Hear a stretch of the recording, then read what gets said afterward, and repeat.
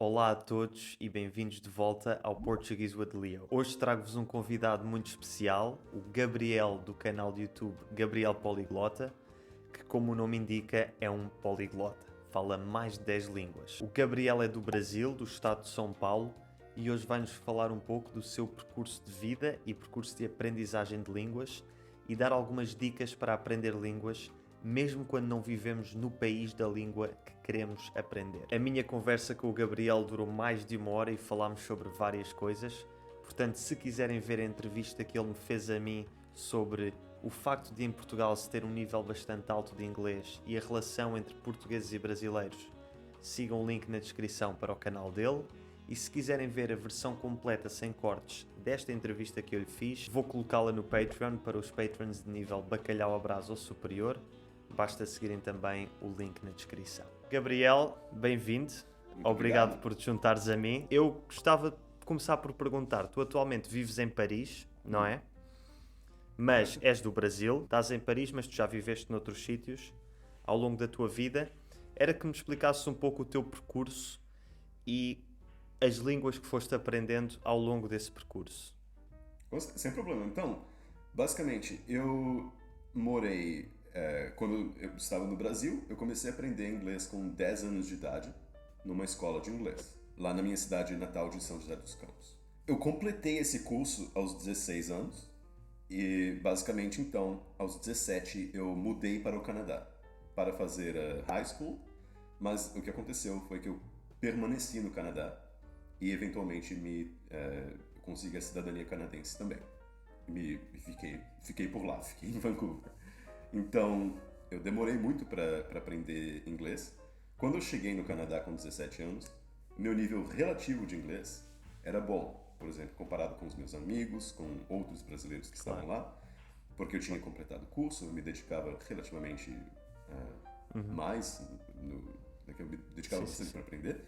Claro. Porém, o que eu percebi rapidamente no Canadá foi que meu nível de conversação e de compreensão do idioma era fraco, no nível absoluto. Eu apanhava muito para entender o inglês, eu apanhava muito para me expressar corretamente. Cada vez que eu abria a boca, o canadense geralmente falava, "Sorry, what was that? Sorry, can you repeat that, please?" Me deixava furioso. Sim. Então eu demorei cerca de 1 ou 2 anos a mais para chegar a um nível realmente fluente de inglês. Então, no Canadá, eu sempre tinha na minha cabeça que eu não era bom de idiomas, que eu era bom de matemática, mas que não era bom de idiomas. E eu basicamente aceitava isso, eu tinha essa mentalidade.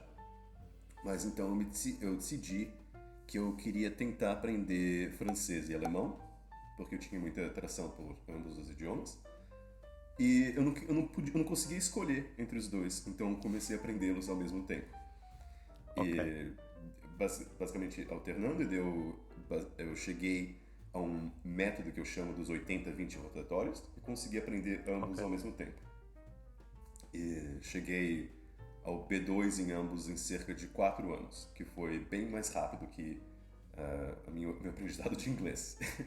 Eu comecei a namorar com uma alemã e ela morava comigo em Vancouver, porém todos os anos eu ia para a Alemanha, ficava na Alemanha por 1 mês ou 1 mês e meio. A cada vez que eu visitava a Alemanha, dava um impulso maior até no aprendizado de alemão, então ajudou. Claro. Mas, dito isto, a maioria do alemão que eu aprendi foi... ela não ajudou muito porque a gente se comunicava em inglês, então foi mais do meu próprio esforço em Vancouver mesmo. Daí, logicamente, de pouco em pouco comecei a me comunicar mais em alemão. Eu e ela assistíamos filmes, séries em alemão, que meu nível de compreensão foi assim, do 0 para o 10, para 20, para 30. Claro. A exposição à língua. Exposição à língua e tudo mais. Então eu consegui chegar num nível forte de alemão, daí consegui eventualmente chegar ao C1. E quando eu cheguei ao C1 do alemão, eu já estava me dedicando a outros idiomas, então não continuei muito. Então agora eu sou um pouco preguiçoso com o alemão, mas um dia eu vou voltar e me dedicar mais. Quantos idiomas é que tu falas? Eu diria que eu consigo me comunicar legal em mais ou menos 11. 2 deles, que são africano e catalão, são idiomas que eu não pratico com muita frequência. Mas o meu nível de compreensão é bem alto. Então é uma questão, assim, por exemplo, de ter uma imersão para voltar a me comunicar bem.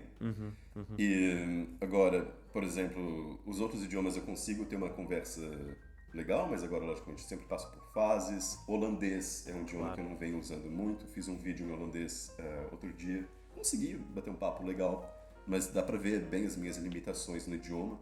Mas é uma questão só de voltar também, me dedicar mais. Certamente as pessoas estão-se a perguntar quais é que são as línguas que falas. Só para rematarmos aqui, para as pessoas saberem. Já apurámos que é português, inglês, alemão e francês. Italiano, espanhol, holandês, russo, mandarim, catalão e africano são os meus melhores. Es el pináculo de su evolución. Eu acho que depois, quando tu sabes que és capaz de aprender línguas, quando passas aquele nível de confiança, depois cada nova língua é uma possibilidade, não é? E portanto, uma pessoa como tu, que já sabes que consegues aprender qualquer língua, seja preciso mais tempo ou menos tempo, já sabes que eventualmente has de lá chegar. Agora é só uma questão de... Esta língua diz-me alguma coisa, é bonita, gosto da cultura, gosto da literatura, quero aprender. Sim, com certeza. Enquanto que uma pessoa que nunca aprendeu a sua primeira língua estrangeira, a mentalidade é gostava, mas não sei se consigo. Exatamente. Não é? Essa dúvida que sempre paira na cabeça do aluno iniciante. Né? Agora, exatamente, eu com todos os idiomas, com cada idioma, eu sei como é o processo. Né? Por exemplo, Exatamente. Ontem eu estava falando com um aluno meu do meu curso de inglês, que basicamente que ele falou que ele se sente que está num nível assim, que ele consegue entender bastante, mas ainda não consegue formular muitas frases e trava na hora de falar. Isso é uma coisa que o brasileiro fala com frequência, eu travo na hora de falar inglês. Toda a gente, numa língua estrangeira, toda a gente trava. Todo mundo. Agora, e eu estava explicando que para mim sempre teve um período em todas as línguas quer dizer, eu desenvolvia um bom nível de vocabulário com bastante exposição ao idioma, e usando diversos métodos para absorver o idioma, para ter exposição e para aprender bastante vocabulário. E sempre existia um período no qual daí eu partia para o ataque em relação a falar com as pessoas, exatamente. Então, por exemplo, eu pegava um Language Exchange Partner, ou até, por exemplo, um professor online, para tentar me expressar. A pessoa me ajudava a corrigir frases que eu estava criando. Daí, e depois, assim, de 10, 20 lições de prática, daí eu conseguia já chegar no nível no qual eu conseguia me expressar. Quer dizer, esse processo é exatamente o mesmo, independente do tipo de idioma que você está aprendendo. Exatamente, exatamente. Então, algo bem interessante. É passar do conhecimento passivo para o conhecimento ativo, que é muito diferente. Sim, exatamente. É possível entender uma língua e não a falar. E é difícil passar ali depois de já ter um certo nível de compreensão, realmente obrigar-nos a falar. Tu falaste duas coisas interessantes que têm a ver com o que eu te queria perguntar. Por um lado, o parceiro de línguas, e por outro lado, disseste que, embora tenhas ido muito à Alemanha, e embora tenhas tido uma namorada alemã, vocês falavam inglês e sentes que foi mais em Vancouver que melhoraste o teu alemão. Sim. E eu queria te perguntar, porque há uma ideia, não é? Que eu vejo com muitas pessoas que vivem em todo o continente americano, que é um continente mais pobre em termos de diversidade linguística, não é? Sim. Espanhol, português, inglês e francês espalhado pelas Caraíbas e no Canadá. Depois tens outras línguas, não é? Tens algum holandês, mas pronto, comparado com a Europa, ou com a Ásia, ou com a África, é um continente com menos línguas, com muita área e poucas línguas. Sim. E há muita ideia de pessoas nativas do continente americano, como tu, seja norte, seja sul, que na Europa é mais fácil, eu só não aprendo línguas porque não vivo num país, ou porque não vivo na Europa. E é verdade que há uma grande vantagem em viver num pequeno continente onde há várias línguas, mas eu queria te perguntar, até que ponto é que isso faz tanta diferença na aprendizagem de línguas? Eu acho essa uma pergunta espetacular. Eu acho que na minha opinião, essa ideia de que tem que morar no país para aprender o idioma trata-se de uma desculpa esfarrapada. No aspecto de... existe, hoje em dia, uma palavra. Internet. A Exatamente. internet existe. Concordo. Né? Então, quer dizer, você pode facilmente, se você quiser aprender um idioma e você achar, não, a imersão é algo essencial para o idioma, você cria a imersão com a internet. Exatamente. Né? Então, agora, logicamente, você morando no país, você está forçado a aprender o idioma, quer dizer, você tem, né? Você não, digamos assim, que você esteja numa cidade rural. Aqui em Paris é um pouco mais diferente, porque muita gente fala inglês até um certo nível. Mas Nas grandes cidades é mais fácil sobreviver só com o inglês. Sim. Mas, exato. Não Mas importa- pronto, mas fora das grandes. Exatamente, Sim, mas se você for para uma cidade menor na França, na qual as pessoas falem apenas francês, e se você se mudar para lá, quer dizer, você vai ser Exatamente. forçado a usar o francês, senão você não vai conseguir Exato. fazer nada, né? Então, quer dizer, estar nessa situação vai te empurrar para aprender mais idiomas? Vai. Né? Quer dizer, não tem como dizer que não. Porém, é uma questão realmente de escolha própria, porque se você, Exato. né, quer dizer, estar vamos dizer, um brasileiro no Brasil que quer aprender inglês e fala, não, tem para aprender inglês só morando no exterior, mas daí faz 1 hora de lição de inglês, daí o resto das 23 horas do dia, né, que bom, vai dormir pelo menos, tomara que por umas 8 Sim. horas, mas no resto do dia vai se Exato. comunicar apenas em português. Com os amigos, vai assistir novela em Exatamente. português, vai ver jogo de futebol em português, tudo em português. É uma escolha Instagram, própria. seguir Instagram, influencers em português, ouvir Exatamente. música em português. sim, Exato. não cria um...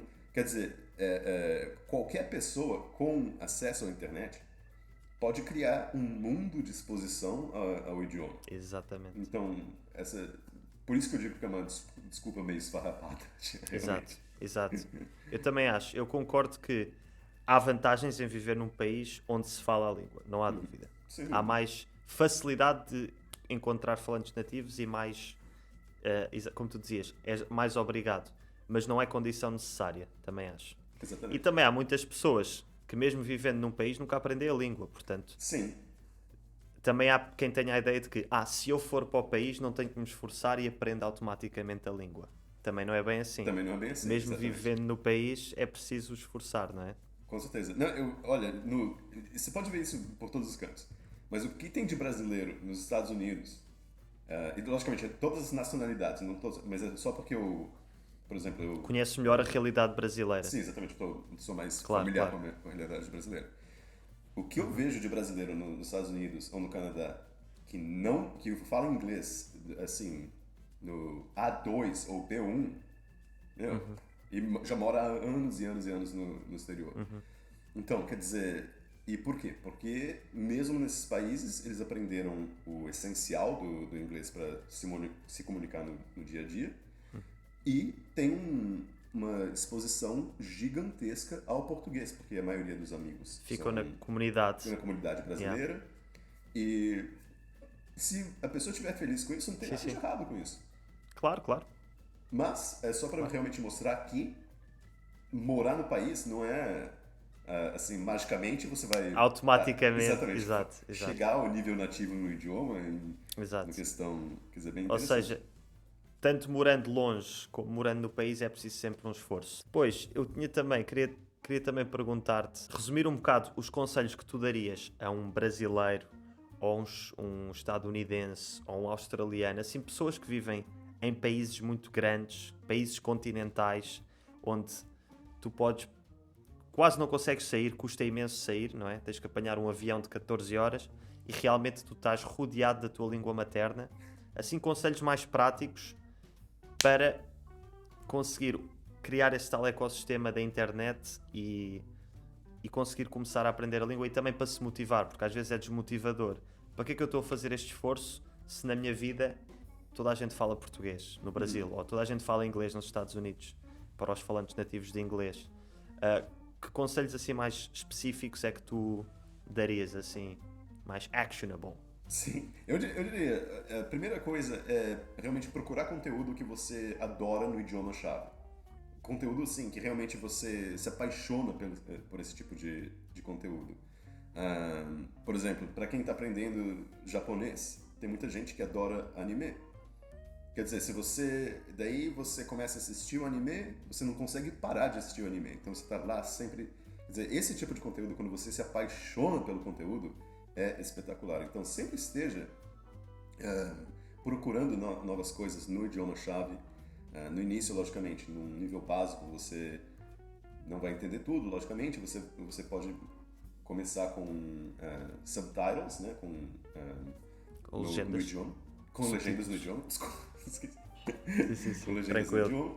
E daí você vai, de pouco em pouco, daí você pode, por exemplo, pegar uma coisa que eu uso muito, que poliglota você deve usar também.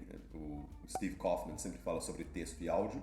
É algo muito rico para usar realmente. Quer dizer, você tem ali o texto e o áudio. Você pode ouvir o áudio quantas vezes você quiser. Daí você estuda de pouco em pouco o texto. E com grande exposição você vai absorvendo um grande vocabulário no idioma. Então, agora, e o que eu acho muito legal também é focar em coisas que você realmente adora no seu idioma-chave. Vamos dizer assim que você adora Fórmula 1. Então, por que não procurar entrevistas sobre Fórmula 1 no idioma-chave, talvez com um motorista, quer dizer, um driver de Fórmula 1 que fala o idioma. Um Ayrton Senna, para os que estão a aprender português. Sim, muito bom. Eu era muito fã do Ayrton Senna. Ainda sou fã do Ayrton Senna. Exato. Quer dizer, ou, por exemplo, se alguém adora futebol, por que não assistir entrevistas com técnicos no idioma-chave também? Começar a acompanhar uma liga local de um certo país. Pode ser até polonês, pode ser qualquer idioma, pode ser francês, claro. Né? Pode ser qualquer idioma que você quiser, vai ter uma liga de futebol. Bom, talvez na Ásia não é tão popular, mas mesmo assim você começa a procurar conteúdo naquele idioma. E daí também o interessante disso é que mesmo se você estiver em nível básico, já é um tópico no qual você já tem conhecimento. Então vai ser mais fácil, mais rapidamente você vai criar um vocabulário legal. Você vai pensar, essa palavra significa já isso quer dizer isso, porque você tem familiaridade com o assunto. E especialmente também, eu sempre menciono, é bem legal, porque logicamente, muita gente começa com material que é bem básico, né? Pode ser um livro, pode ser alguma coisa, pode ser até o Duolingo, alguma coisa assim. E geralmente ali vai ter o idioma, que é o idioma, assim, base, mas é um idioma que não é realmente idioma falado por falantes nativos. Então tente, o mais rápido possível, ter exposição ao idioma realmente falado. Exatamente. Isso é crítico. Exatamente, porque você vai aprender o idioma de textbook, né? Quer dizer, o idioma de, assim, the book is on the table, uma coisa mais... Sim. Exatamente. Daí quando você tiver finalmente exposição ao falante nativo, daí vai ficar difícil para entender. Ou então, há um exemplo até em francês, que ao que parece é uma coisa que não se diz em francês, mas que na escola toda a gente aprende, que é para dizer mais ou menos, ou assim, comme si, comme ça. Que é uma coisa textbook que se aprende, mas que nenhum falante nativo de francês diz essa frase. Última pergunta, então, era: tu és uma pessoa que fala muitas línguas, és uma pessoa que teve a oportunidade de viver e viajar em outros países, e como vimos, mesmo quando não viveste no país, aprendeste línguas, e certamente isso obrigou-te a estar exposto à cultura de outros países, mesmo não estando lá. Como é que sentes que toda essa exposição a outras culturas, mesmo sendo online, essa aprendizagem de línguas, como é que isso te mudou ou te ajudou a desenvolver-se na pessoa que és, que te ajudou a crescer? Eu adoro essa pergunta, especialmente porque eu acho que é difícil expressar o quanto isso enriquece a vida da pessoa. A exposição a outras culturas, todas as possibilidades que são abertas no mundo e quão o mundo, na realidade, é muito maior do que a gente imagina.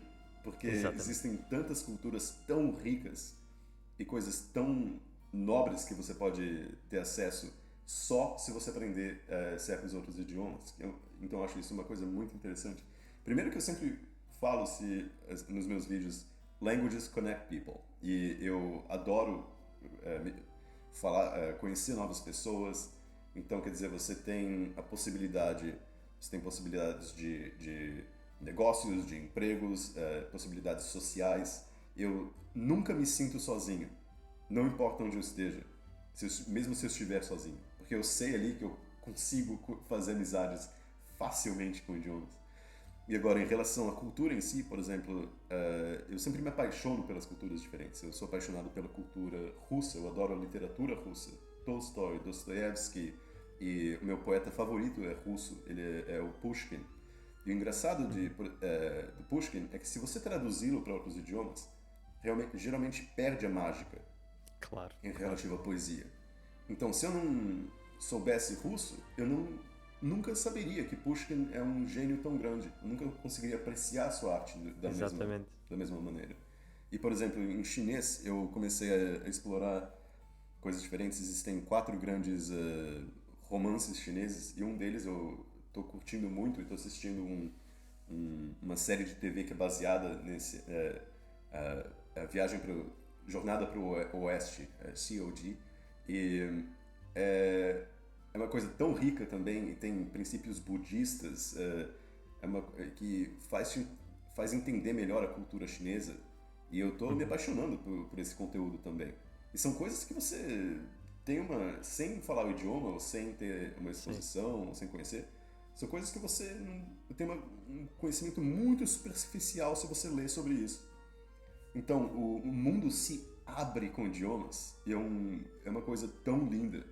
E, quer dizer, é algo fantástico, realmente. Eu também acho. Eu não falo tantos como tu, nem sou tão viajado como tu, mas pela minha experiência concordo. E acho que até saber idiomas, ou ter a intenção de aprender ou de pôr em prática línguas que tivemos a estudar, também motiva, ou seja, não só o estar exposto à língua, mas o querer estar exposto à língua já faz com que sejamos naturalmente mais abertos. Sim. Ou seja, mesmo antes de saber a língua e de estar exposto à cultura, já vamos com uma abertura diferente, acho eu. Porque vamos com interesse naquela cultura. Sim. Exatamente. Olha, Gabriel, muito obrigado por esta entrevista, por responder estas perguntas. Espero que tenham gostado desta entrevista e que a experiência do Gabriel vos motive na aprendizagem de línguas. Se gostaram do Gabriel, fiquem atentos ao canal Liga Românica, o meu projeto com a Helena, a Elisa e o Dávida, porque ele vai ser um convidado muito em breve. De resto, um grande muito obrigado aos meus patrons que me apoiam todos os meses, e também um muito obrigado às pessoas que no último mês fizeram doações de PayPal, cujos nomes também vão aparecer aqui. Muito obrigado. Valeu, Léo. E até à próxima. Grande abraço.